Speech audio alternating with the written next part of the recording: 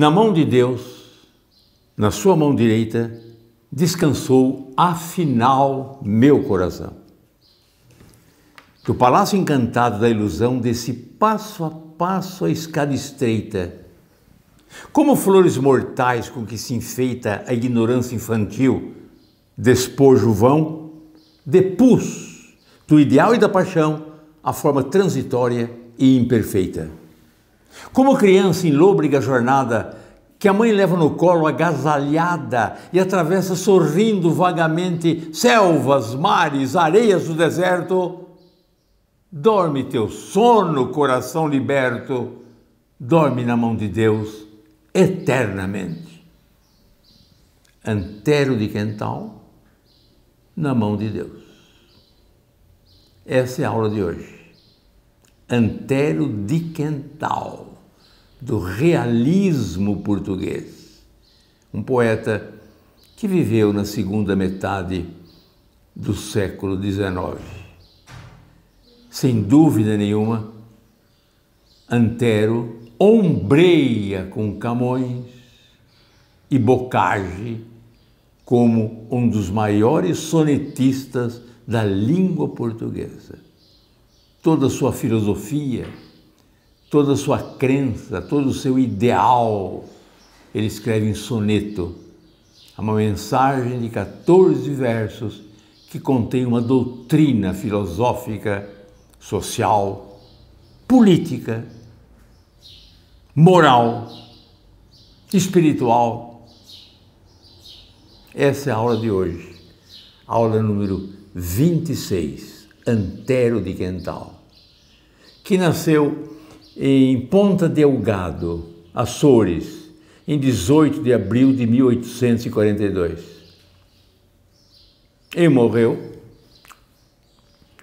no mesmo local em que nasceu, onde ele buscava conforto, dia 11 de setembro de 1891. Fez seu curso fundamental lá na ilha africana portuguesa, vai a Coimbra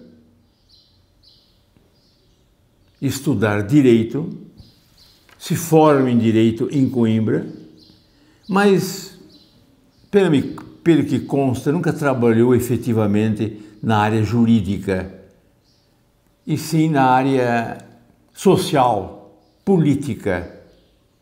Vai para Paris, recém-formado, onde monta uma tipografia, certamente para difundir suas ideias. Vamos lembrar que em 1867, Karl Marx já havia publicado O Capital. Também lembrar que em 1870 funda-se em Portugal o Partido Socialista. Eu não vou dizer que Antero de Quental era um socialista marxista, mas digo, e era um socialista utópico. Seu mestre político era Proudhon, do socialismo utópico. Depois é que adveio o socialismo científico com Karl Marx. Então, revolucionário, idealista, anti a monarquia, propondo um socialismo para o seu país. Volta a Lisboa e ali luta para instaurar seu pensamento socialista. Se filia à Liga Patriótica do Norte, luta ardentemente, é líder dos seus colegas, como fora na faculdade de Coimbra no início, é líder, é o intelectual líder, participa da questão Coimbrã, cuja aula veremos na próxima vez, seria a aula 27, dedicada também exclusivamente a Antero de Quental, só no sentido do seu pensamento intelectual inserido na questão Coimbrã, famosa em Portugal. O choque entre o romantismo e o realismo que se estabeleceu naquela época. um pouco doente, volta a Açores, volta a Ponta Delgado, já decepcionado com a luta inócua que desenvolve, sem repercussão, envia uma carta ao seu amigo Alberto Sampaio, que diz mais ou menos o seguinte, embora não necessariamente com essas palavras, que ele não está bem e não é da saúde, porque já sente uma melhora. No entanto, a existência não tem mais significado, é inútil, a vida está sem sentido e que busca na morte um abrigo seguro. Isto ele escreveu em 1879. 2 anos depois, dia 11 de setembro de 1891, ele se mata com 2 tiros na boca. Diz as crônicas da época que na sua cidade, na sua aldeia, em Açores, ele passou por um bar que frequentava, aliás, todos se conheciam, e disse ao dono do bar que um cachorro louco estava ali perturbando a comunidade e perturbando a ele mesmo. Se o dono do bar teria um revólver para emprestar a ele. E é o que fez prontamente o dono do bar, já que é uma cidade pequena, conhecia todos, ele emprestou o revólver. Ele se afasta, senta num banco da praça e desfecha 2 tiros, pondo termo à sua vida. O poema que eu declamei é um dos últimos da sua vida, parecido com a carta que ele se endereça ao seu amigo Alberto Sampaio, dizendo que busca na morte o seu sossego. Vamos interpretar esse poema primeiro que foi declamado. Eu vou pegar uma apostila da onde está escrita para fazer uma interpretação. Primeiro eu vou colocar no vídeo. Eu vou escrever no vídeo o poema e vamos fazer uma pequena interpretação desse poema. Estou usando uma apostila portuguesa, da onde eu tirei o texto, organizada por Cecília Sucena e Dalila Chumbinho, Antero do Quental, uma apostila portuguesa, que está aqui o texto. Na mão de Deus, na sua mão direita, diz a Igreja Católica que Jesus sentou-se à direita do Pai. Assim está na oração. E nesta mão direita de Deus descansou, afinal, meu coração. Do palácio encantado da ilusão desci passo a passo a escada estreita, ou seja, desci passo a passo a escada estreita do palácio encantado da ilusão. Perdeu gradativamente a ilusão. Se estava no topo desse palácio da ilusão, gradativamente, por uma escada estreita, que é a ilusão, foi descendo e foi se decepcionando com a vida e com a sociedade. Como flores mortais com que se enfeita a ignorância infantil, despojo vão, depus do ideal e da paixão a forma transitória e imperfeita. Eu depus, quer dizer, renunciei, abandonei a forma transitória e imperfeita do ideal e da paixão. Ideal e paixão, forma transitória e imperfeita. Mas eu depus como se depõe um punhado de flores que seca rapidamente e que se acaba no tempo, e num tempo exíguo, num tempo pequeno, murcha, acaba o perfume, a cor e a vida. Assim, ele depôs o ideal e a paixão. Como criança, em lôbrega jornada, que a mãe leva no colo agasalhada e atravessa sorrindo vagamente selvas, mares, areias do deserto. A mãe que carrega a criança no colo atravessa selvas, mares e areias do deserto. Sorrindo não é ela, é a criança. E agasalhada não é ela, não é a mãe, é a criança. Então, como criança que está agasalhada, então confortável, e sorrindo, porque não percebe o perigo, atravessa selvas, mares, areias do deserto, sorrindo, porque está no colo da mãe, e agasalhada. Dorme assim, teu sonho, coração liberto, dorme eternamente na mão de Deus. Um tiro fez sua vontade. Vamos ver outras poesias de Antero de Quental. Ideal. Vou ler na apostila.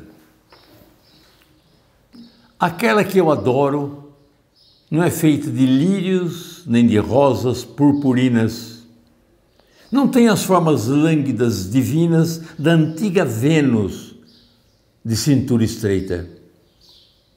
Não é a Circe, cuja mão suspeita compõe filtros mortais entre ruínas, nem a Amazona que se agarra às crinas de um corcel e combate satisfeita.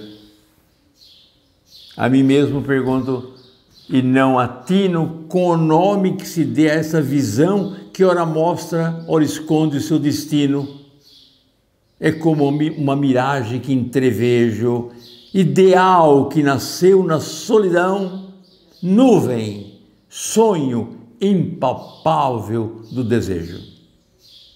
O soneto fica no vídeo e me acompanhe algumas pequenas explicações, embora não seja tão complexo o entendimento. É a temática da mulher. Pela negação que ele vai fazendo, não tem a forma, nem, e não, ele está dando a mulher perfeita que ele quer.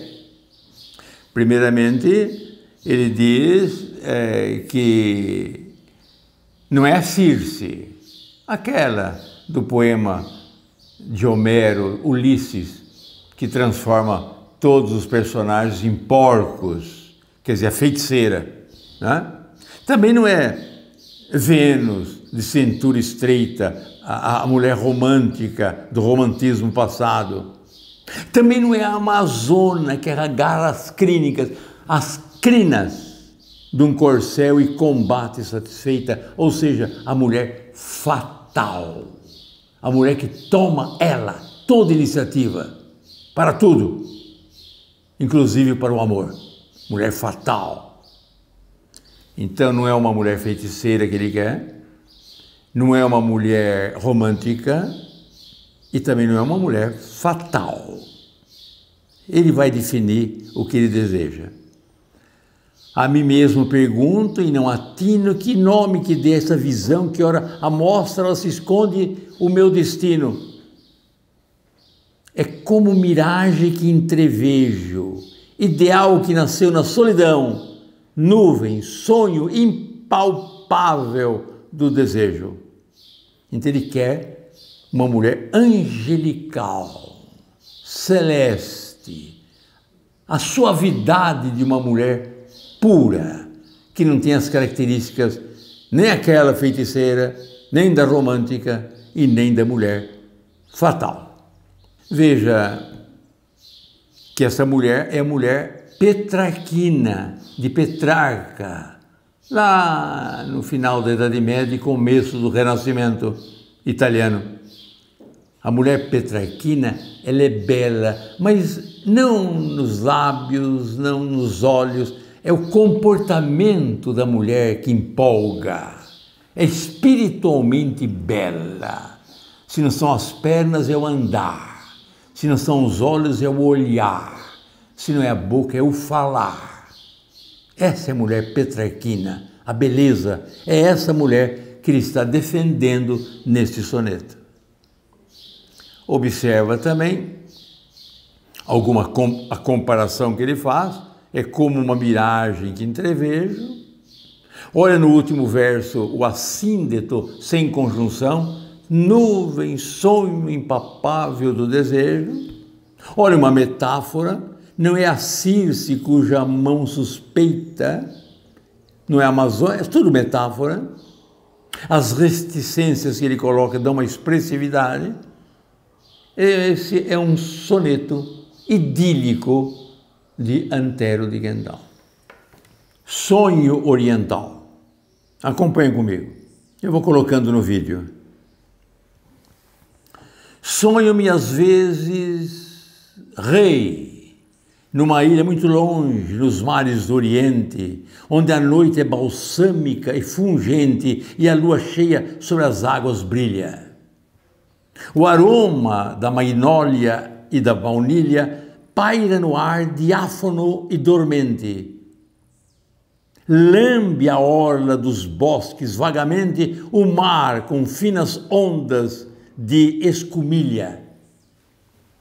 E enquanto eu, na varanda de marfim, me encosto, absorto num cismar sem fim, tu, meu amor, divagas ao luar do profundo jardim pelas clareiras, ou descansas debaixo das palmeiras, tendo aos pés um leão familiar.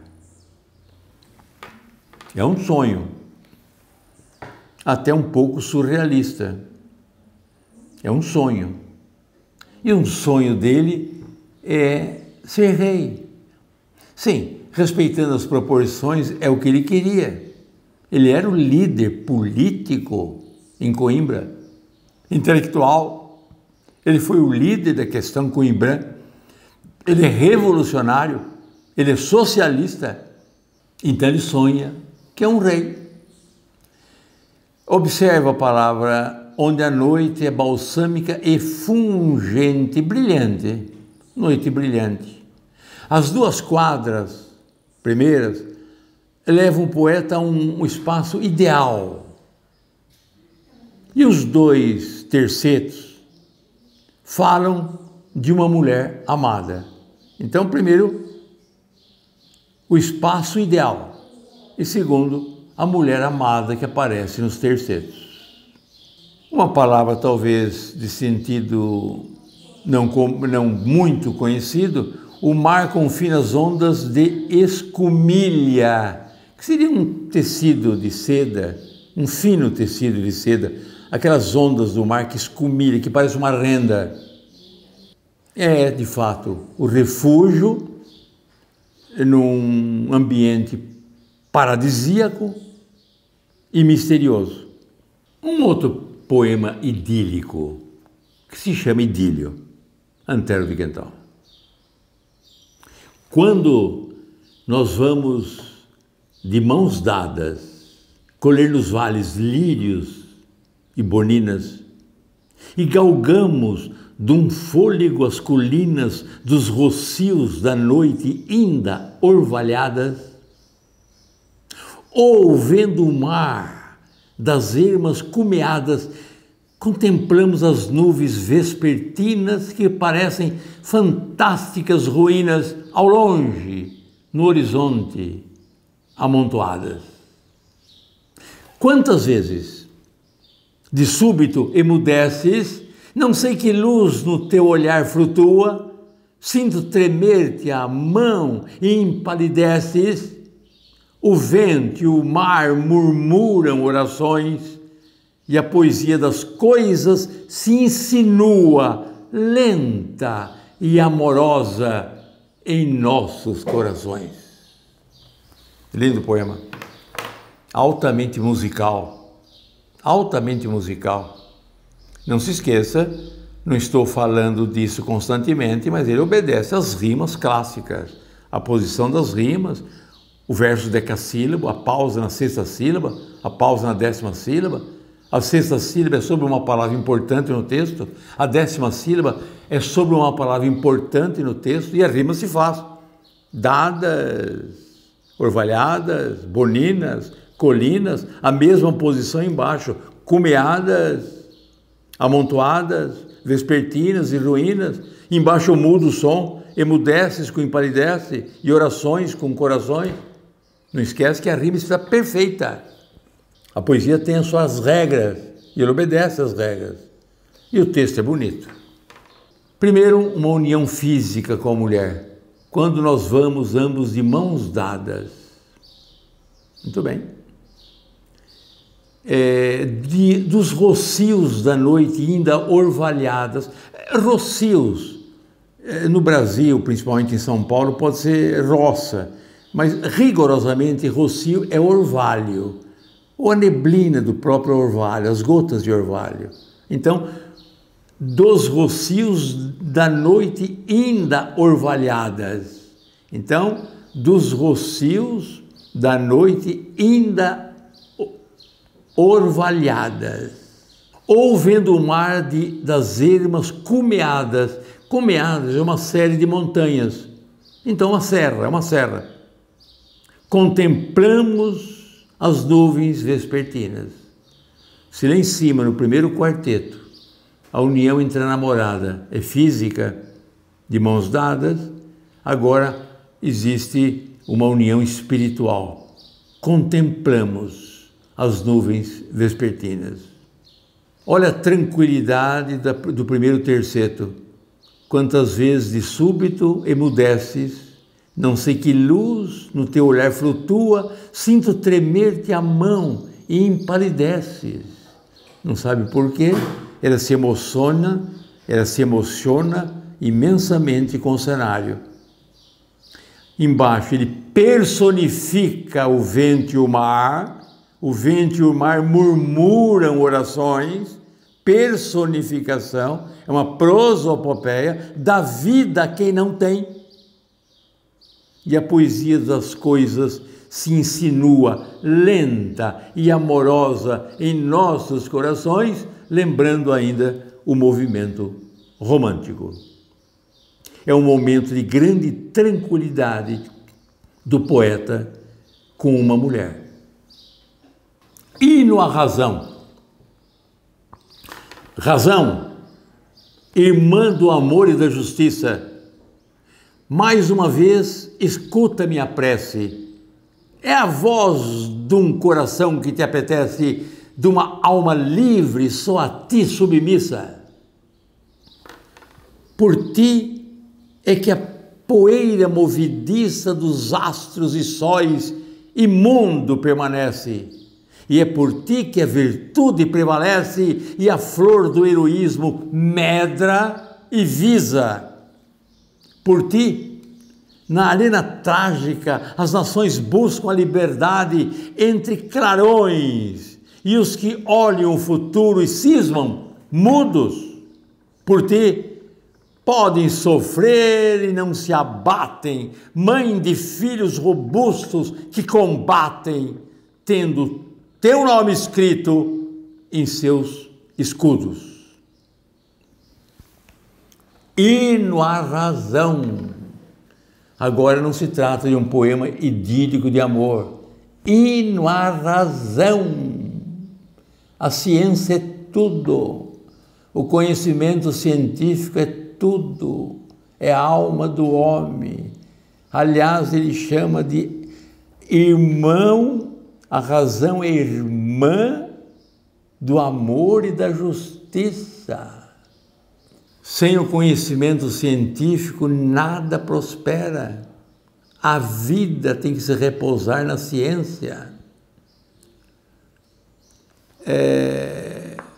Primeiramente, eu noto um pequeno paradoxo. E a razão, irmã do amor e da justiça, ele diz que ele é uma alma livre e submissa. Quer dizer, submissa à razão, sim, escravo dela, mas livre. Então, seu único patrão, o seu único comandante é a razão, a que submete. Há um polissíndito na segunda estrofe, muito expressiva, repetição da conjunção, né? e é por ti que a virtude prevalece, e a flor do heroísmo medra e visa, quer dizer, um polissíndito. O verbo no presente do indicativo demonstra intemporariedade do tempo, quer dizer, o tempo infinito, no todo. Observa, é por ti que a virtude prevalece, não é prevaleceu nem prevalecerá, prevalece, e a flor do heroísmo medra e visa, e vence, e vive. A metáfora expressiva é um hino à razão. Bertrand Russell tem uma explicação, tem um texto que faz referência a isso que eu acabei de ler. Não ao soneto, mas à ideia. Quando ele diz razão irmã do amor e da justiça, aparentemente é um paradoxo. Como pode o amor ser irmã da razão? O amor não é romântico? O amor não é sentimental? No amor não prevalece o sentimento? Não se diz que um jovem, quando ama, perde a razão e fica obcecado pelo sentimento? Padre Vieira disse que quando se ama, o primeiro prejudicado é a razão. A fumaça do amor cega o entendimento. Isso nas palavras do Padre Vieira. Então, como explicar que a razão é irmã do amor? Eu vou dar a palavra a Bertrand Russell em um dos seus livros que comenta. Bertrand Russell diz o seguinte: o amor sem a razão não busca justiça, e a razão sem o amor também é órfão de justiça. Ele faz uma metáfora. Na Idade Média, quando houve a pandemia peste negra, que se dizia que o mundo ia acabar, matariam todos, toda a humanidade, os fiéis se reuniam nas igrejas em quantidade muito grande para rezar contra a peste, contra a pandemia da época. Só que toda a multidão reunindo-se diariamente na igreja para acabar com a peste, ela mais proliferava, mais contaminava, e enquanto mais rezava, mais havia pandemia. O ato de ir à igreja e rezar é um ato de bondade. Está faltando o quê? É um ato de amor. E está faltando o quê? Razão. O amor sem a razão não busca a justiça e a liberdade. Vamos fazer o contrário, como Bertrand Russell nos ensina. A bomba atômica, a energia atômica é um produto da razão. Mas sem a bondade, sem o amor, é Hiroshima e Nagasaki.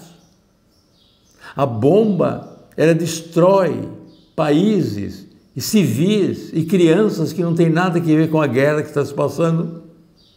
Por conseguinte, o que é a bomba atômica? Fruto da razão sem amor. E as rezas na Idade Média contra a epidemia é o uso do amor sem razão. E agora vem o nosso poeta e diz o que o Bertrand Russell vai dizer depois dele: razão, irmã do amor e da justiça. Velut umbra. Vou tirar esse poema de uma apostila de minha autoria, que contém todos os vestibulares que eu preparei em todo o meu trabalho, às universidades de São Paulo. Velut umbra. Em latim, como sombra. É um belo soneto. Permita-me Uma explicação anterior, depois nós analisamos o poema. O poeta está sentado, contemplando o pôr do sol, fumando um charuto. Ele fumando um charuto. E vê as nuvens. E aquelas nuvens, ele vai vendo fantasias, castelos, como nós mesmo fizemos na nossa infância. Via na nuvem um leão, um elefante, um rei, um monstro, um barco, um navio, um avião. O formato da nuvem. O sol se põe, o formato se apaga, ele apaga o charuto e mergulha em seus pensamentos. Vamos ver. Fumo e cismo. Os castelos do horizonte erguem-se à tarde e crescem de 1000 cores, e ora espalham no céu vivos ardores, ora fumam vulcões de estranho monte. Depois, que formas vagas vêm de fronte que parecem sonhar loucos amores? Almas que vão por entre luz e horrores, passando a barca desse aéreo Aqueronte. Apaga o meu charuto quando apagas teu facho, ó sol. Ficamos todos sós e nessa solidão me consumo. Ó nuvens do ocidente, ó coisas vagas, bem vos entende a cor, pois como a vós, beleza e altura se me vão em fumo. O texto está no vídeo.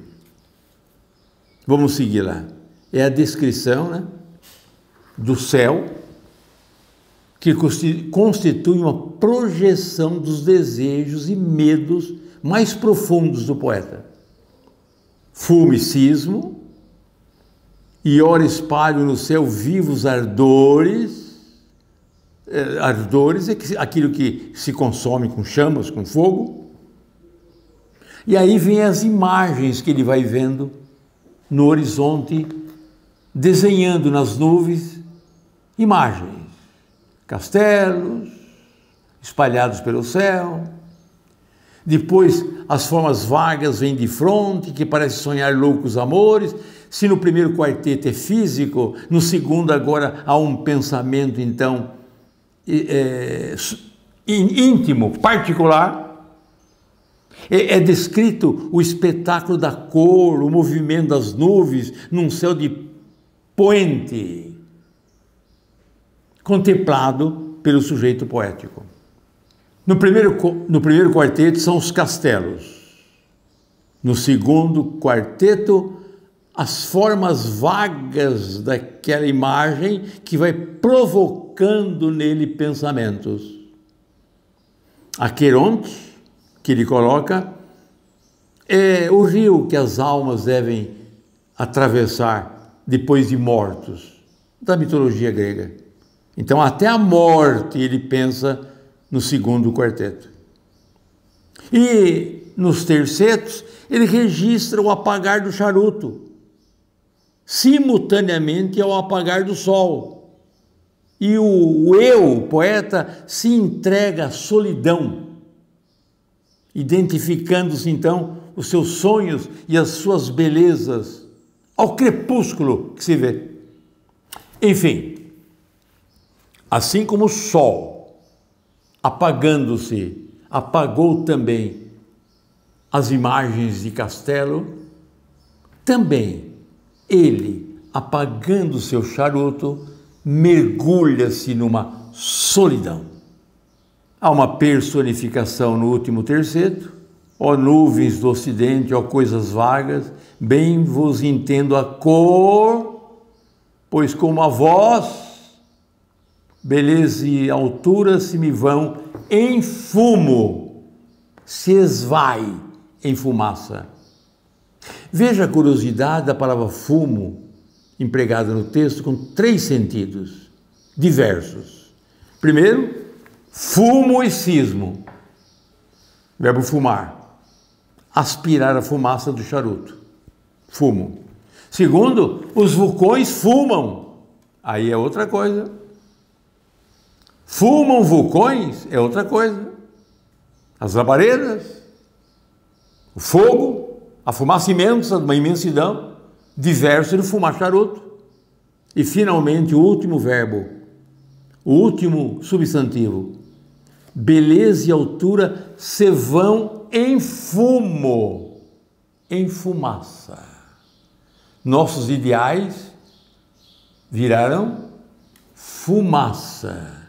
E assim como apaga-se o sol e o castelo vira em nada, também seus ideais, aqueles pensamentos que ele tinha ao apagar o charuto junto com o sol que se apaga, também seus pensamentos mergulham em fumo, em fumaça. Antes de declamar palavras de um certo morto, eu queria recordar com vocês e lembrar que Renan, na França, na mesma época, escreveu um livro chamado A Vida de Jesus Cristo. Foi um livro famoso de Renan, famosíssimo. Contudo, ele conta a vida do Jesus Cristo histórico. Então, nada há no livro de milagre, de sobrenatural, de ressurreição. Nada há. Existe o Jesus Cristo profeta, o Filho do Homem. E quando se fala filho do homem, é filho da humanidade, que Renan enaltece como pessoa humana, como filósofo, como poeta, como orador, como exemplo de ser humano, que atingiu o último degrau da evolução humana. Isso para Renan. Mas para Renan, não há qualquer tipo de milagre ou qualquer tipo de intervenção divina nesse fato. É um fato histórico, baseado em Renan. E ele mesmo, Eça de Queiroz mesmo, declarou a leitura de Renan. Ele escreveu palavras de um certo morto. Agora fica mais fácil entender. Estou tirando o soneto da literatura portuguesa através de textos de Maussade de Moisés, da Cultes. É o texto que eu vou ler. Há 1000 anos e mais que aqui estou morto, posto sobre um rochedo à chuva e ao vento. Não há como eu, espectro macilento, nem mais disforme que eu nenhum aborto. Só o espírito vive, vela absorto, num fixo, inexorável pensamento, morto, enterrado em vida, o meu tormento, e isto só, do resto não me importo. Que vivi, sei eu bem, mas foi um dia só, no outro a idolatria deu-me um altar e um culto, ai, adoraram-me. Como se eu fosse alguém, como se a vida pudesse ser alguém. Logo em seguida, disseram que eu era um Deus e amortalharam-me. Não há como eu, espectro macilento, magro, pálido, amortecido. Só o espírito vive, vela absorto, extasiado. E aborto está no sentido de monstro, disforme. O aborto é fruto do abortamento. A palavra aborto, usado como substantivo, é um galicismo. O correto em português seria, na língua pura original, ela praticou o abortamento. O aborto é o fruto do abortamento, mas aí está no sentido de monstro. Disseram que eu era um Deus e amortalharam-me, ou seja, vestir alguém para ser levado à cova, é amortalhar. Observa o verbo haver lá no início, no primeiro verso, há 1000 anos, aqui estou eu. Escreveu com H, porque é passado. Se fosse futuro, ele poderia tirar o H, escrever meramente a preposição. Há 1000 anos, estou aqui, no sentido, estarei aqui. Há 1000 anos, estarei aqui. Então, sem o H. É um soneto de característica religiosa que tem uma sintonia com o pensamento de Renan, autor de A Vida de Jesus Cristo. Metempsicose. Vamos colocar o título do soneto no vídeo. A metempsicose é a filosofia segundo a qual, antiga, na Índia, em Roma também, de que a alma desprendida do corpo pode animar seres outros, árvores, as plantações, os animais, as feras. Não é bem uma reencarnação, observa, não é bem uma reencarnação, mas é a ideia de que a energia humana, depois da morte, pode animar perfeitamente uma árvore, um animal, que continua o indivíduo naquele ser com a sua alma original. Nada impede também que nesse soneto se faça a seguinte interpretação: nada impede de que há evolução dos seres humanos. Darwin é da época, e os homens têm ascendência remota animalesca. Nós fomos animais no passado. O homem adveio do animal, adveio das plantas, adveio dos peixes, adveio do macaco. Nós somos todos seres de uma mesma origem. Também posso analisar esse poema dessa maneira. Ardentes filhas do prazer, dizei-me, vossos sonhos quais são? Depois da orgia? Acaso nunca a imagem fugidia de que fostes em vós se agita e freme? Noutra vida e outra esfera, onde geme outro vento e se acende um outro dia, que corpo tinhais? Que matéria vossa alma incendiou com fogo extreme?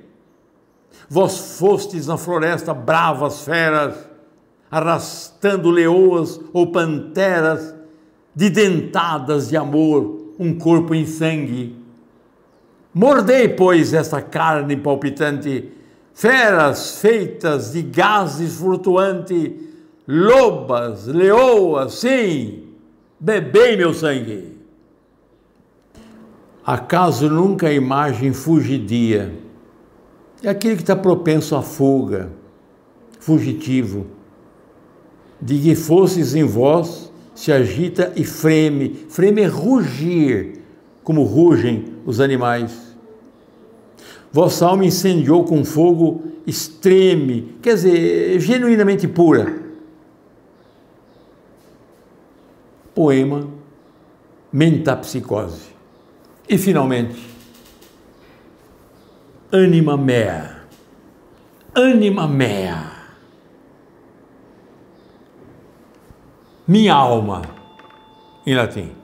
Com a declamação desse poema, nós terminamos a primeira fase de Antero de Quental. A outra aula será também dedicada a ele. Estava a morte ali em pé diante de mim, como serpente que dormisse na estrada e de repente se erguesse sob os pés do caminhante. Era de ver o fúnebre bacante que torvo olhar, Que gesto de demente! E eu disse-lhe: que buscas imprudente, loba faminta, pelo mundo errante? Não temas, respondeu, e uma ironia sinistramente estranha, atroz e calma, lhe torceu cruelmente a boca fria. Eu não busco teu corpo, era um troféu glorioso demais. Busco a tua alma. Respondi-lhe: a minha alma já morreu. Esse é o Antero de Quental. Essa aula número 26. Eu sou o professor Jorge Miguel. Dou aula de português, dei aula de português durante muito tempo. Sou procurador-chefe da Procuradoria Jurídica do Departamento Aeroviário do Estado de São Paulo. Eu quero fazer um pedido. Inscreva no meu canal. Inscreva no meu canal para desenvolver o idioma, a língua nacional. Como criança em lôbrega jornada, que a mãe leva no colo agasalhada e atravessa sorrindo vagamente selvas, mares, areias do deserto, dorme teu sono, coração liberto, dorme na mão de Deus eternamente. Com grandes golpes bato a porta e brado: eu sou o vagabundo, o deserdado, abri-vos portas d'ouro ante meus ais. Abrem-se as portas d'ouro com fragor, mas dentro encontro só, cheio de dor, silêncio e escuridão e nada mais. A minha pátria é a língua portuguesa.